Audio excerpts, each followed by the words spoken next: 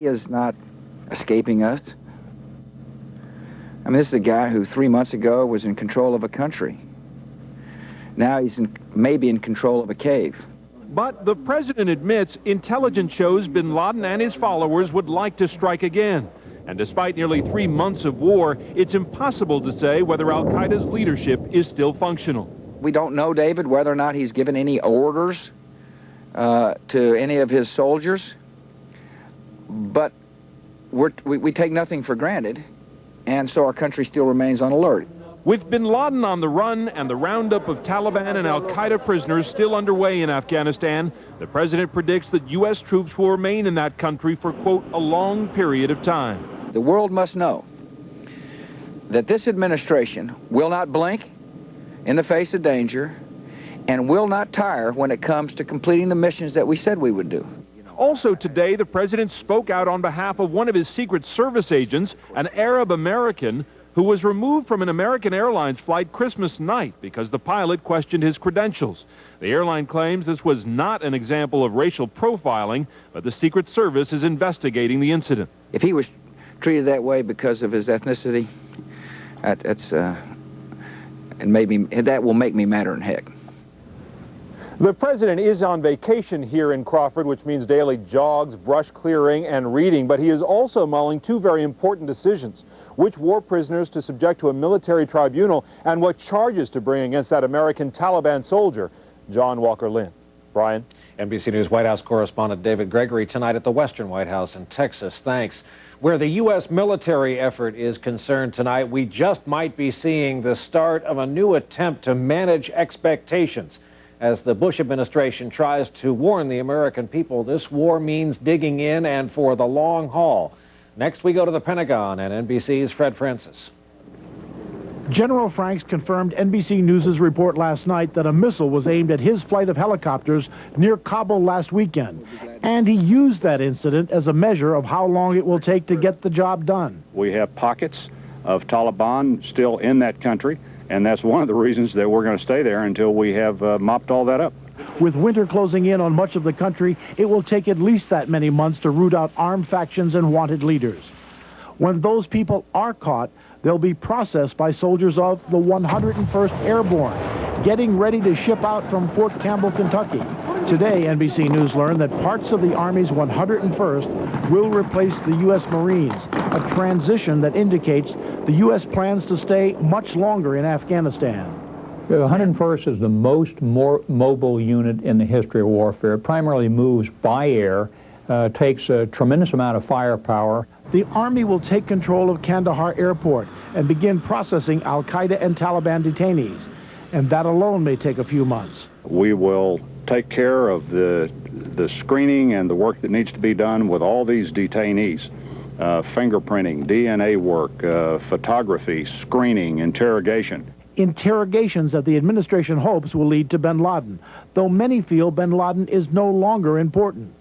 Whether it's in Pakistan, which is possible, or more likely dead or fleeing in Afghanistan, is almost a moot point. The point, say officials, is making sure that Afghanistan is never again a haven for terrorists. And toward that end, another significant sign today of a longer presence and more firepower. Quietly, the U.S. is readying a base in Kyrgyzstan, certainly not needed if the U.S. plans to leave the region anytime soon. Fred Francis, NBC News, the Pentagon. There's a problem. The wild card in those U.S. military plans became even more unpredictable and dangerous today. The growing threat of all-out war now between India and Pakistan. Both are U.S. allies. Both have nuclear weapons, and the stakes for the U.S. could not be higher, nor could the situation be more tense than it is right now. NBC's Keith Miller is in Pakistan's capital tonight. They are already fighting. Pakistani and Indian troops exchange artillery and gunfire overnight in the disputed region of Kashmir. India has moved troops, tanks, and ballistic missiles to its border, and the Pakistani army is reinforcing. Pakistan has only deployed such forces that ensures Pakistan's defense. Tonight, the U.S. is pleading with the Pakistani government not to pull the troops currently helping the Americans along the border with Afghanistan. The military buildup, the biggest in 15 years between these two nuclear powers, follows a suicide attack earlier this month on the Indian parliament. India claims Islamic militants based in Pakistan carried out the attack and accused the government here of not doing enough to stop terrorism. Pakistan responded by arresting the leader of one radical group and freezing the assets of another. Pakistan's response is getting praise from President Bush. I'm pleased that President Musharraf is responding to the Indian requests to round up those who would do harm to others and incarcerate them. Tonight, President Musharraf had a dinner celebrating Christmas. He thanked Washington for its efforts to defuse the crisis. We do not want war. We want peace in the region, and we want peace on the borders. But along the border, thousands of civilians are packing up and getting out. And Americans operating out of Pakistan in the hunt for Osama bin Laden could get caught in a crossfire. We've got thousands of Americans, as military as well as civilian, in Pakistan. Both sides say they don't want war, but with so many troops massed along the border, a minor miscalculation could lead to a major confrontation. Keith Miller, NBC News, Islamabad, Pakistan. Tonight, a clearer picture is emerging of just what could have happened if that man with the explosives in his shoes on board that American Airlines jumbo jet had been successful, if those explosives had gone off. For the very latest on this story tonight, we are joined by NBC's Virginia Cha in Boston. Virginia? Brian, a federal magistrate ordered Richard Reed held without bail today after an FBI investigator testified Reed could have crashed an airliner into the Atlantic Ocean. Under heavy security, the accused shoe bomber arrived in court today for his bail hearing. He's charged with assaulting and intimidating a flight crew. FBI Special Agent Margaret Cronin testified homemade bombs in Reed's sneakers would have blown a hole in the plane at his seat on Flight 63, 29A, right next to the window. Prosecutors noted Reed's criminal record of at least 10 prior convictions and argued his violence against 2 flight attendants makes him a flight risk. He has no roots in any community in the world. Authorities say they are still investigating whether Reed acted alone and have questioned the credibility of al-Qaeda prisoners who reportedly identified Reed as having spent time in Osama bin Laden's terror training camps. There's no credible evidence to suggest that there was an accomplice on that flight. FBI analysts say one of the explosive ingredients in Reed's sneakers was a homemade chemical compound called TATP. The substance has been a signature explosive for Middle Eastern terror groups since the 1980s, investigators say, and was part of a bomb that tore through a Tel Aviv disco last summer, killing 21 people. Investigators also say Reed traveled extensively this year to the Netherlands, Pakistan, Egypt, and Israel, where authorities believe he was testing the ultra-high security airline El Al. In England, Reed's mother said that she had tried to locate her son last summer when she learned he had traveled to Pakistan. I'm obviously deeply shocked and concerned at the allegations being made against Richard. Meanwhile, Reed remains in a holding cell outside Boston under a suicide watch. The U.S. Attorney's Office is considering additional charges and has 30 days from Reed's first court appearance last Monday to file them. Brian? Virginia Cha in Boston for us tonight. Thanks. And we've learned a footnote to this story tonight. When Reed flew on El Al, the Israeli airline, last July, officials there say because he appeared to them at the time to be a top security risk, they seated an armed undercover sky marshal right next to him in the second to the last row, far from the cockpit. Still ahead as we continue from New York this Friday night, the land of the free. When you're standing there, you're looking right at the family. You're up front, and it's tough. In his own words this evening, the leader of the bagpipers who have now played at literally hundreds of emotional firefighter farewells in this city. But first, NBC News in depth. What you can do right now if you move quickly to lower your tax bill later on. In our nightly news question tonight, what is the most common error on federal tax returns? We'll have the answer in our in-depth report when we continue.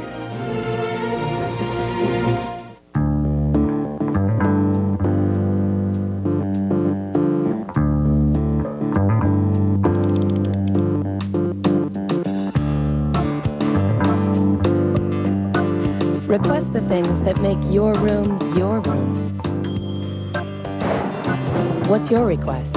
Join Wyndham by Request. Now stay 3 consecutive nights at a participating Wyndham resort and get your 4th free. Call us or your travel planner and ask for Getaways by Request. We're Where is that? Heartburn.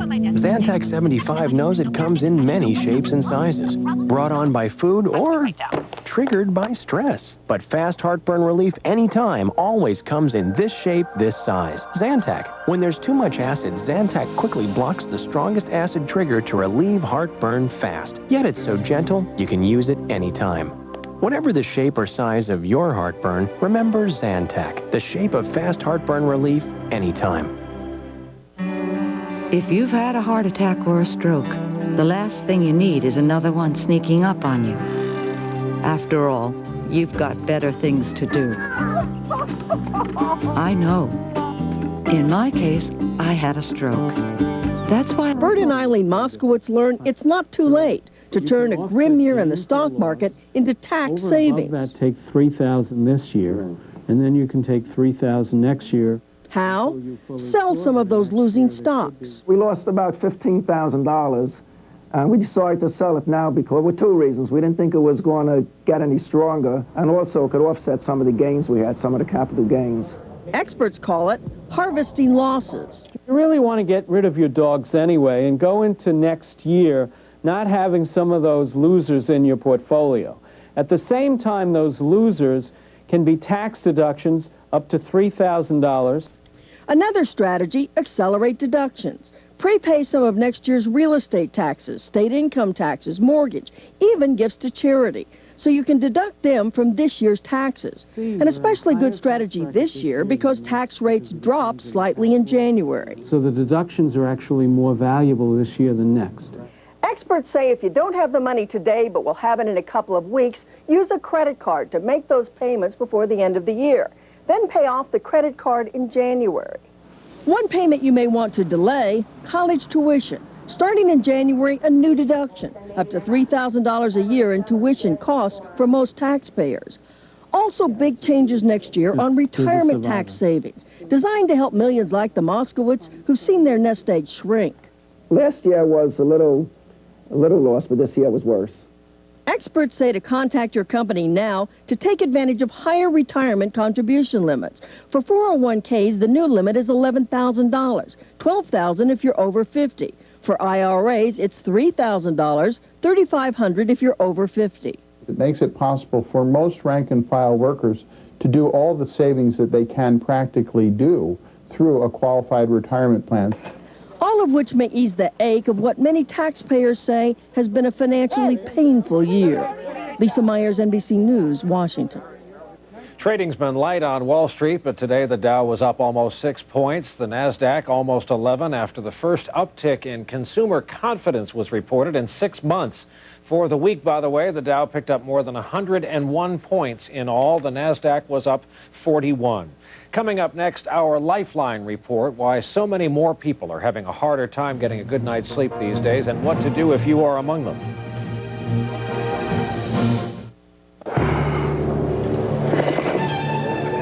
Heartburn? Give me a cold one.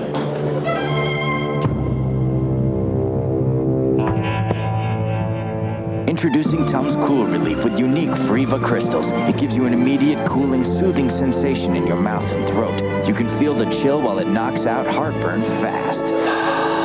I could really use a cold one.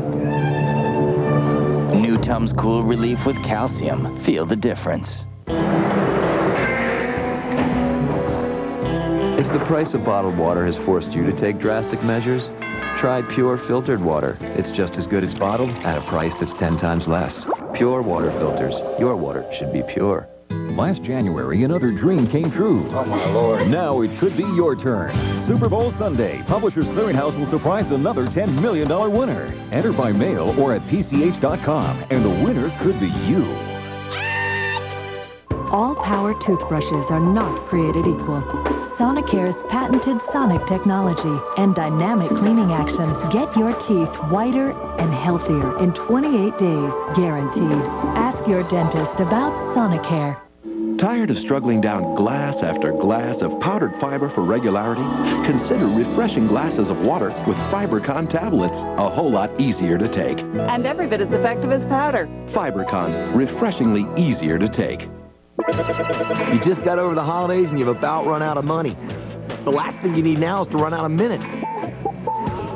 Well, now you don't have to. Sign up with Singular Wireless, and you'll get unlimited talk time during nights and weekends on plans starting at just $19.99. You'll also get a deal on a Nokia phone, and that is pretty cool. Singular Wireless. What do you have to say? Want to get in on the action? Enter the Hot Snow Sweepstakes, and you could win a trip for you and 3 friends to the 2002 Winter Games in Salt Lake City. You'll get free airfare, car service, and more. You could even win the snowboard you see here. Autographed by Olympian Chris Klug. How do you enter? Go to hotsnow.com and just click right here. Or to enter now, use your cell phone and dial pound now and say the code HOTSNOW. Sunday, Tom Daschle, Don Nichols, on the President's Agenda, the Democrats' response, plus a look ahead at the coming new year. If it's Sunday, it's Meet the Press. A mother and child reunion to report tonight in a story that became of huge interest in the Chicago area. 16-month-old Jasmine Anderson kidnapped from a Chicago bus station on Christmas Eve. Back in her mother's arms tonight, police found Jasmine in West Virginia yesterday unharmed. They say the woman charged with the kidnapping pretended she was her own child after telling her boyfriend she had given birth while he was in prison. In Buffalo, New York, a white Christmas for the record books has now become a state of emergency.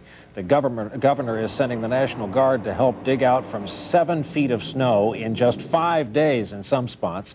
Tonight's forecast calls for another foot before the weather system moves off to the south. In our Lifeline report tonight, the topic is sleep and the growing number of people who say they are not getting near enough of it these days. Sleep deprivation can cause depression, anxiety, traffic accidents, trouble on the job, to name just a few. And as NBC News chief science correspondent Robert Bazell reports tonight, experts say they're seeing a lot more sleep-deprived patients since September 11th. Barbara Goulet owns a travel agency in New York. She lost close friends on September 11th, and her business dropped dramatically. Her sleep became increasingly disturbed, making it difficult to get up in the morning. It's that never feeling great in the morning. I think is probably the most difficult. Goulet tried to ignore the problem for a while, and so have many others, according to Dr. Gary Zammit, a sleep specialist at New York's St. Luke's Hospital. It's only now, a few months after the event, that we're beginning to see greater numbers of people come in with the problem of insomnia or sleep disturbances or nightmares or other kinds of difficulties. Even before the terrorist attacks, experts say, lack of sleep was a major health problem. Studies find that more than half of adult Americans have occasional difficulty sleeping, but more than 30 million have persistent insomnia, and that is associated with a wide range of physical and mental problems. And the attacks only increased the number of sleepless nights. A survey in the days after September 11th revealed that 44% of Americans reported symptoms of stress, including sleep trouble. Experts say there is a big danger that for millions, the temporary sleep loss can become permanent. They become increasingly concerned about their inability to sleep, such that they can't sleep. And over time, this builds up, and you end up with a cadre of people that cannot sleep at night. Barbara Goulet realized her insomnia was not going away and sought help from Dr. Zammit. He used a behavioral approach, helping her relax, going to bed only when she is sleepy, and keeping a nightly record of her sleep. Was it at the beginning of the night, middle of the night, or tail end? The end. For others, sleeping pills can be a big help. A new generation of pills causes fewer side effects. I don't think there's much doubt that you get less daytime drowsiness with the newer medications. With the behavioral therapy and an occasional pill, Barbara Goulet is sleeping again. And experts say millions of others should seek help if their difficulty sleeping persists. Robert Bazell, NBC News, New York.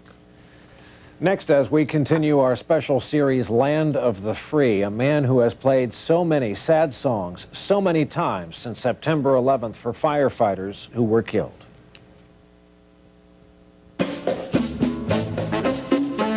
September 11th, as part of the legendary FDNY Emerald Society, the department's precision pipe and drum corps. His story resonated with so many people who saw it that we caught up with him once again. He describes his feelings now, several weeks and so many funerals later, in his own words. I've been close to 60, but I forget the exact number.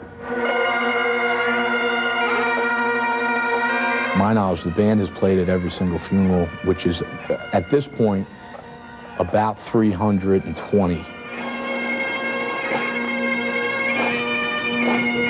There was one Saturday, I think there was like 24 funerals.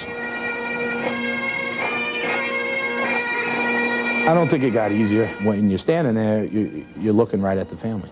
You're up front, and it's tough. I try not to catch anyone's eye, so you don't get choked up. I actually met someone yesterday who was a cousin of one of the firefighters. And she recognized me from the bagpipes. And she thanked me for playing at her cousin's funeral. It made me feel like, yeah, I was helping out in some way, and that the family appreciated it. One of the fellas, his nickname was Bronco. His name's Darrell Pearsall. He worked in Rescue 4. So everyone chipped in, all the firemen, between the football team, the band, and Rescue 4, and put together a nice service at St. Patrick's Cathedral. I'm an assistant district attorney in Brooklyn. The DA here in Brooklyn, Charles Hines, was very good to me. He gave me a leave of absence to go play with the band for a month. It's not like it's over yet. And until it's over, I don't think the band will be quite back to normal. I think until the last fireman's buried and the band plays back at that funeral, I don't think there'll be a sense of closure yet. That is Nightly News for this Friday night. Don't forget Dateline this evening at 9, 8 Central on NBC. Tonight, a consumer alert. I hope to see you later on for the news on MSNBC beginning at 8, and again each evening on CNBC at 10. I'm Brian Williams reporting tonight from New York. Good night. Have a good weekend.